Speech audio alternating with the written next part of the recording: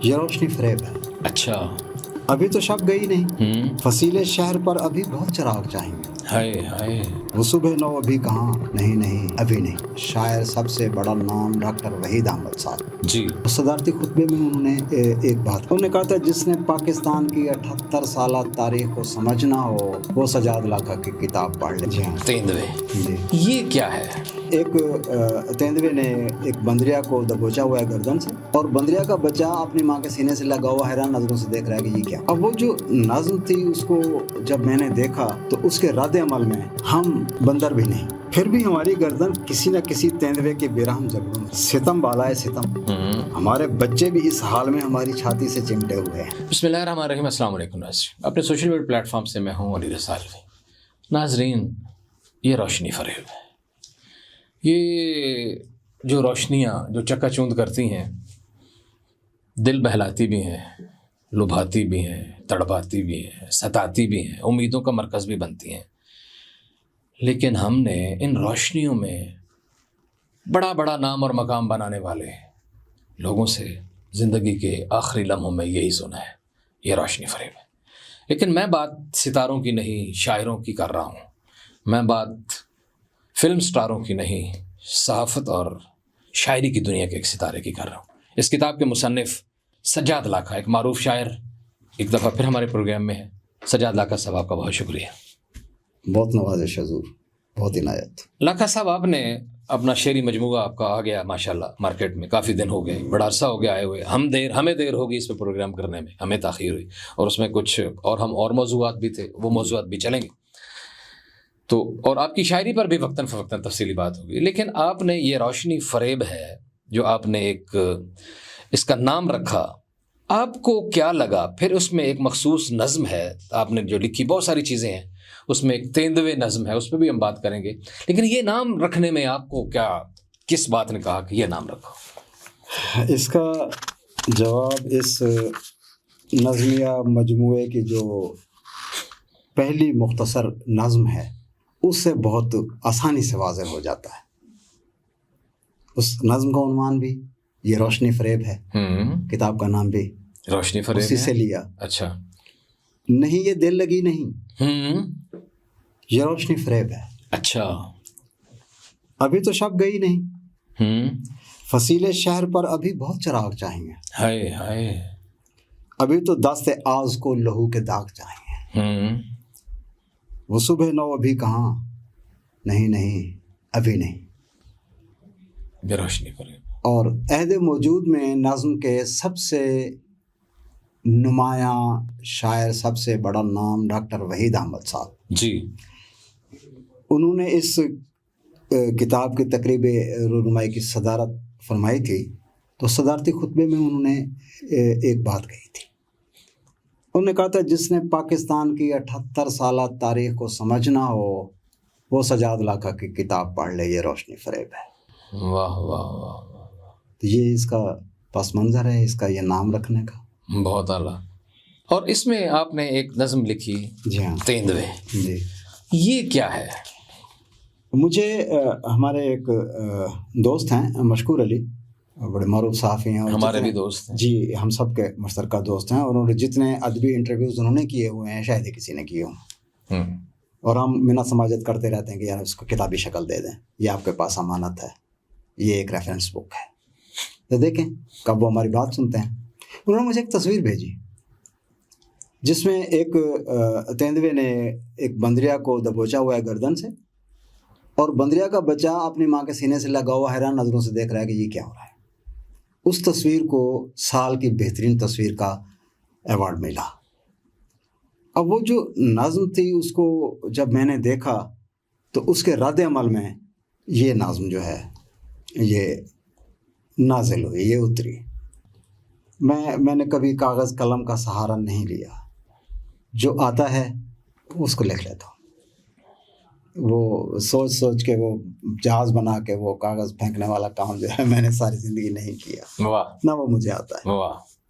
تو آپ کی اجازت ہو تو بسم اللہ. نظم آپ کو، اس کا عنوان ہے تیندوے، تو وہ تصویر ذہن میں رکھنی ہے یہ نظم سنتے ہوئے. جی، ہم کوشش کریں گے کہ وہ تصویر تلاش کر کے ناظرین کو سکرین پہ دکھائیں جب یہ اس کو براڈ کاسٹ کیا جائے. हम बंदर भी नहीं, फिर भी हमारी गर्दन किसी न किसी तेंदुए के बेरहम जबड़ों में है। हम बंदर भी नहीं, लेकिन फिर भी हमारी गर्दन किसी न किसी तेंदुए के बेरहम जबड़ों में है। बेरहम जबड़ों में है। सितम बालाए सितम, हमारे बच्चे भी इस हाल में हमारी छाती से चिमटे हुए हैं। ला महाला अगला नवाला वही बनेंगे, मफर कोई नहीं। वाह। जंगल का कानून मुकद्दस है, हम उसकी तकजीब नहीं कर सकते। जंगल का कानून मुकद्दस है, हम उसकी तकजीब नहीं कर सकते। शहरों तक तोसी के बाद तो बिल्कुल भी नहीं। वाह। जंगल का कानून शहरों तक आ गया है ना, शहरों पे उसके इम्प्लीमेंट हो गया है। वाह। शहरों तक तोसी के बाद तो बिल्कुल भी नहीं। तेंदुओं को खुली छूट है, वो जब और जहां चाहें घात लगाएं, शिकार को इजाजत नहीं कि वो मुजाहिमत करे। वाह वाह वाह वाह वाह वाह वाह वाह वाह। वरना कभी पीके का टीका लगता है, कभी कुछ लगता है, कानून बन जाते हैं। शिकार को इजाजत नहीं कि वो मुजाहिमत करे, तेंदुए के मुकद्दस खाल को गुजन पहुंचाए। हाय, मुकद्दस खाल को, तेंदुए की खाल तो वाकई मुकद्दस। तेंदुए की मुकद्दस खाल को गुजन पहुंचाए या उसके पंजों की बेहुरमती का मुर्तकब हो। पंजों की बेहुरमती का मुर्तकब हो। क्या बात है, ठीक है। सहूलतकारों का एक गिरोह यहाँ इंसानों का हांका करता है। अच्छा जी। अब वो हांका क्या होता था शिकार के दौरान, वो आप जानते हैं कि वो ढोल पीट रहे हैं, टीन बजा रहे हैं, ठीक है, और शेर को घेर कर वो मचान पे बैठे शिकारी के सामने ला रहे हैं। यस, ये हांका होता था। ये हांका होता था ताकि आराम से वो निशाने पे आ जाए और वो मार गिराएं और उसको साफ बात। ऐसे भेड़ बकरियों को भी हमने चरवाहों को हाँक के इकट्ठे करते हुए लेके जाते हुए उनको हम चारा बनाते होते थे। बकरी को बांध दिया, वो ममिया रही है, शेर उसकी आवाज सुन के आएगा, मचान पे बैठा शिकारी मार देगा, वो बड़ा शिकारी कहलाएगा। हाँ, नहीं, मैं बकरियों के हजूम को भी एक चरवाहा जो हाँक रहा होता है उसको भी बाज इलाकों में कहते हैं, शायद आप बात करें। अच्छा जी, वो सही है, बिल्कुल आपका पॉइंट मैं बिल्कुल समझ गया। सहूलतकारों का एक गिरोह यहाँ इंसानों का हांका करता है। तेंदुओं के लिए उसके पास दलीलें हैं। ओके, हाँ, दलीलें हैं, उसके पास दलीलें हैं, इंतहाई शर्मनाक और अजीब व गरीब। अच्छा जी। वो नातवानी, गुर्बत और भूख को किस्मत का लिखा बताते हुए जरा भी शर्म महसूस नहीं करता। हाय हाय हाय। सब्र की तलकीन करते हुए तो बिल्कुल भी नहीं। हाँ। और फिर वो मुनक्कश चोगूं, अबाऊं, कबाऊं और तराजू वाले, उनका तो बाबा आदम ही निराला है। अच्छा जी। हांका करने वाला बुज़दिल गिरोह और तराजू वाले बदखिसलत काहन मिलकर तय कर चुके हैं कि हर हाल में तेंदुओं को खुश रखना जरूरी है।